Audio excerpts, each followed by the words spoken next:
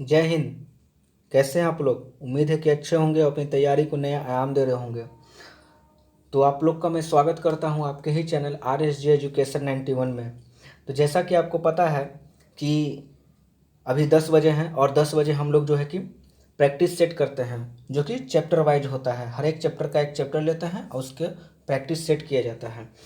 तो हम लोगों ने अभी तक 13 जो है कि प्रैक्टिस सेट कर लिया है और आज 14 सेट है। तो जो लोग इस चैनल पे नए हैं वो ध्यानपूर्वक सुन ले। ये जो सेट है ये हर एक एग्ज़ाम के लिए इम्पोर्टेंट रोल रखता है। ठीक है, ऐसा नहीं है कि ये जो सेट है किसी एक एग्ज़ाम के लिए ही बनाया गया है। ये हर एक एग्ज़ाम में ऐसे क्वेश्चंस आते हैं और इस चुनिंदा क्वेश्चन को मैं कलेक्ट करके आपको चैप्टर वाइज दे रहा हूँ, ताकि आप जो है कि बेहतरीन इसका फ़ायदा उठा पाएँ। ठीक है, और अपने जो आगामी एग्ज़ाम है उसमें एक अच्छा रोल प्ले कर पाएँ आप। ठीक है, तो चलिए ज़्यादा बात ना करते हुए सीधे हम लोग सेट पे चलते हैं। अच्छा, और ये एक और है कि जो लोग भी इस चैनल पे नए हैं वो इस चैनल को सब्सक्राइब करेंगे और बेल आइकन सब्सक्राइब के बगल में घंटी होता है उससे भी दबाएंगे, ताकि इस चैनल द्वारा कोई भी नोटिफिकेशन होता है तो वो आपके पास सबसे पहले पहुँचे। और शेयर करना है, लाइक करना है और कमेंट भी करना है। ठीक है, कि कितना नंबर आया है। चलिए क्वेश्चन नंबर 1 की तरफ हम लोग मूव करते हैं। क्वेश्चन नंबर 1 कह रहा है, निम्नलिखित ग्रह युग्मों में कौन बिना उपग्रह के है? शुक्र और मंगल, बुध और मंगल, बृहस्पति और मंगल, बुध और शुक्र।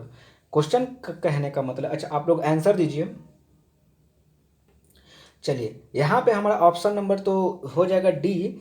तो क्वेश्चन क्या कह रहा था कि किस ग्रह के जो है कि कोई उपग्रह नहीं है? तो बुध और शुक्र ऐसे दो ग्रह हैं जिसके कोई उपग्रह नहीं है। ठीक है, अच्छा, बुध और सूर्य और पृथ्वी के जो है कि बीच में होने के कारण जो है कि इसे जो है कि क्या बोलते हैं, इंटीरियर प्लैनेट बोलते हैं, मतलब अंत ग्रह भी बोलते हैं। ठीक है, किसको? बुध और शुक्र को।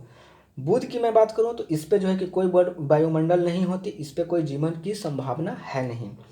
शुक्र की बात करूं तो इसे भोर का तारा, सुबह का तारा, सांझ का तारा भी कहते हैं। ठीक है, और जो है कि सभी ग्रह जो है कि पश्चिम से पूरब की ओर जो चक्कर लगाते हैं, लेकिन शुक्र जो है कि ये पूरब से पश्चिम की ओर चक्कर लगाता है। क्लियर? चलिए सेकंड में आते हैं। पृथ्वी की जुड़वा बहन कहे जाने वाले ग्रह का नाम क्या है? बुध है, शुक्र है, मंगल है या फिर प्लूटो है? तो इसका सही आंसर क्या हो जाएगा? चलिए इसका सही आंसर हमारा ऑप्शन नंबर बी हो जाएगा, शुक्र। शुक्र जो ग्रह है ये जो इसको है जो कि क्या बोलते हैं, जुड़वा ग्रह बोलते हैं। किसका? पृथ्वी का। और शुक्र के बारे में मैंने आपको भी बताया ऊपर कि ये जो है कि पूरब पश्चिम से पूरब ना घूम के पूरब से पश्चिम की ओर घूमती है और इसका कोई उपग्रह नहीं है। थर्ड नंबर क्वेश्चन क्या कह रहा है, निम्नलिखित में से किसने सबसे पहले यह कहा था कि पृथ्वी गोलाकार है? अरस्तु, कोपरनिकस, टॉलमी या फिर एस्ट्रैबो? तो सही आंसर अरस्तु ने बताया था कि क्या है कि पृथ्वी जो है कि गोलाकार है। तो ये कैसे हम लोग को पता चला कि अरस्तु ने बोला था? तो उनका एक पुस्तक है ऑन द हेवेंस करके एक पुस्तक है। इसमें जो है कि अरस्तु ने बताया था कि पृथ्वी गोल है। चलिए फोर्थ क्वेश्चन, पृथ्वी की भूमध्य रेखा की परिधि है 31,000 किलोमीटर, 40,000 किलोमीटर, 50,000 किलोमीटर या फिर 64,000 किलोमीटर? चलिए इसका सही आंसर हमारा हो जाएगा option number B, 40,000 kilometre. 40,000 kilometre जो है कि पृथ्वी की भूमध्य रेखा है। भूमध्य रेखा इक्वेटर को बोलते हैं। जैसे मैं आपको बता दूं, ये अगर ये पृथ्वी है तो ये जो बीच वाली जो लाइन होती है इसे इक्वेटर बोलते हैं, इसे ही भूमध्य रेखा बोलते हैं। तो वही पूछ रहा है कि इसकी जो परिधि है ये कितना है? तो 40,000 किलोमीटर है इसका परिधि। चलिए 5 क्या कह रहा है, जब दिन और रात की अवधि बराबर होती है तो सूर्य की किरणें सीधे पड़ती है कहाँ? उत्तरी ध्रुव, भूमध्य रेखा, दक्षिणी ध्रुव या फिर कर्क रेखा? कहाँ पे? इसका सही आंसर आप लोग दीजिए। चलिए इसका सही आंसर की मैं बात करूं तो भूमध्य रेखा पर जो है कि लंबवत किरणें पड़ती है, सीधी किरणें पड़ती है। ठीक है, भूमध्य रेखा पर। तो जब दिन और रात की अवधि बराबर होगी, कहाँ पे, भूमध्य रेखा पे जब किरण होगी तो उत्तरी गोलार्ध और दक्षिणी गोलार्ध दोनों में जो है कि दिन और रात की अवधि बराबर होगी, अर्थात 12-12 घंटे की होगी। ऐसा जो है कि साल में 2 बार होता है, एक होता है आपका 21 मार्च और एक होता है 23 सितंबर को, ठीक है। 2 दिन ऐसा समय आता है जब सूर्य की लंबवत किरणें जो है कि भूमध्य रेखा पर पड़ती है। 6 नंबर क्वेश्चन क्या कह रहा है, सौरमंडल का सबसे छोटा उपग्रह कौन सा है, फोबोस, डिमोस, लेड या फिर फंडेलिया। तो इसका सही आंसर क्या हो जाएगा, चलिए इसका सही आंसर की मैं बात करूँ तो सही आंसर हो जाएगा आपका ऑप्शन नंबर बी, डिमोस।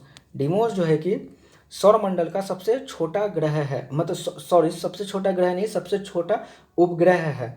अब डिमोस जो है कि उपग्रह है, तो किसका उपग्रह है, तो ये मंगल का उपग्रह है। ऑप्शन नंबर ए, फिबोस और डिमोस दोनों जो है कि मंगल ग्रह का उपग्रह है।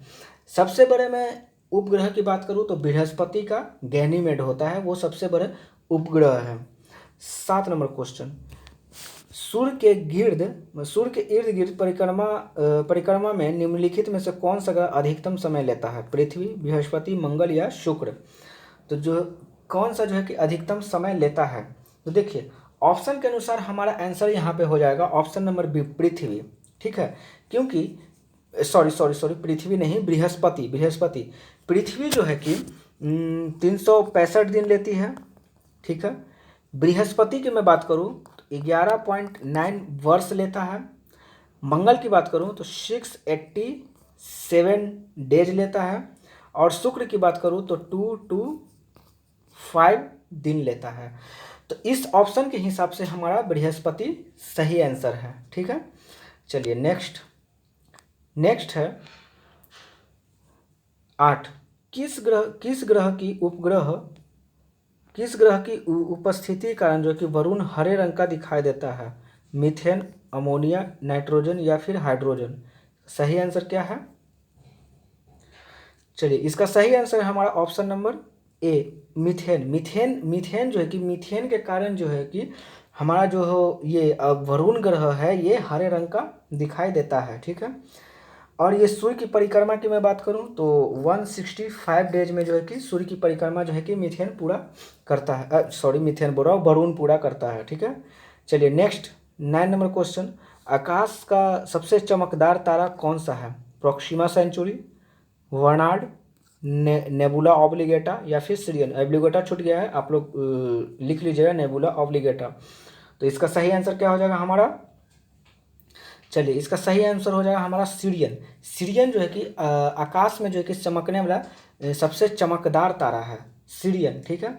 और अगर पूरे में आकाशगंगा की बात करूं कि आकाशगंगा का सबसे चमकदार तारा का समूह कौन सा है, तो हो जाएगा आपका क्या, नेबुला ऑब्लिगेटा, ठीक है। और यहाँ पे हमारा आंसर सिरियन होगा। चलिए 10th की मैं बात करूँ, क्वेश्चन नंबर 10th क्या कह रहा है, क्वेश्चन नंबर 10th कह रहा है निम्नलिखित ग्रहों में से किसके चारों ओर वलय होते हैं, मतलब चारों ओर रिंग होता है, ऐसे ऐसे रिंग जो है कि चारों तरफ होता है, किस ग्रह में, तो बृहस्पति है, मिरांडर है, चंद्रमा है या फिर गैनीमेड है। तो इसका सही आंसर क्या हो जाएगा, चलिए इसका सही आंसर हमारा ऑप्शन नंबर क्या हो जाएगा, ऑप्शन नंबर डी, नहीं यहाँ गड़बड़ है, यहाँ ऑप्शन ही नहीं दिया गया है, यहाँ जो है कि ऑप्शन ही नहीं दिया गया कि क्या इसका आंसर होगा। इसका आंसर हो जाएगा शनि इसका आंसर हो जाएगा, ठीक है। यहाँ ऑप्शन दिया हुआ है नहीं, क्योंकि शनि के जो है कि चारों ओर जो है कि वलय हैं और उनके वलयों की संख्या जो है कि कितना है, तो 8 से 10 है इसके वलयों की संख्या, ठीक है, शनि का।